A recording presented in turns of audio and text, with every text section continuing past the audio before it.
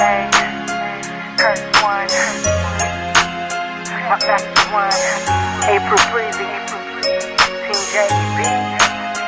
Matagal ko nang dapat sinabi sa'yo na ang dami ko inaulog pag ikaw na magkakaisa parang nasa ulap lang ako umulutang sa ganda mo. Taka ka pa ba? Ba't sa tuwing kausap kita ako'y masaya? Nararamdaman ko rin kaya nais na sa'yo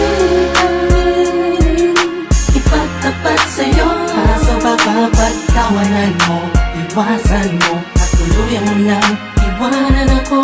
Kaya ayos lang, sabay tayo magkaibigan lang. Ayoko na mabago kung anong meron tayo. Ayaw dito sa mundo. Paano kung sasabihin ko sa'yo ako ay may gusto?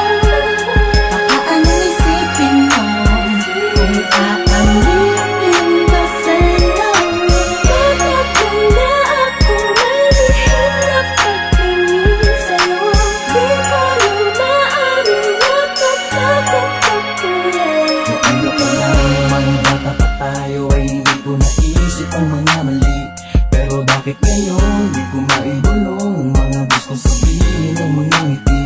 Dahil baka naman magalit ka, magtatangkain ang hihina sa'yo na may gusto. E kaibigan lang kasi sakit ang pagtingin mo.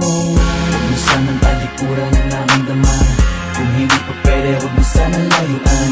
Alam ko na alam mo, dama ko na dama mo. Sana'y kayang-kaya ko na aminin ko sa'yo. Nasadyang nakakabigay sa puso mo ay nais kong nagari. Kung pwede ko lamang sa kupay ko pwede dayain ko, pwede pasukin naman anong dami na di ko maamin. Dadaan ko na lang sa Paano kung panalangin. sasabihin ko sa'yo ako ay may gusto?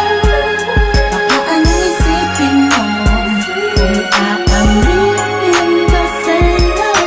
Bakit kaya ako malihim na pagtingin sa'yo? Di ko yung maaaring matatakot ako eh.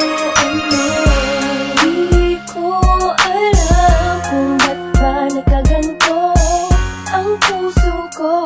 Ba't tila di na maintindihan pagdating sa'yo?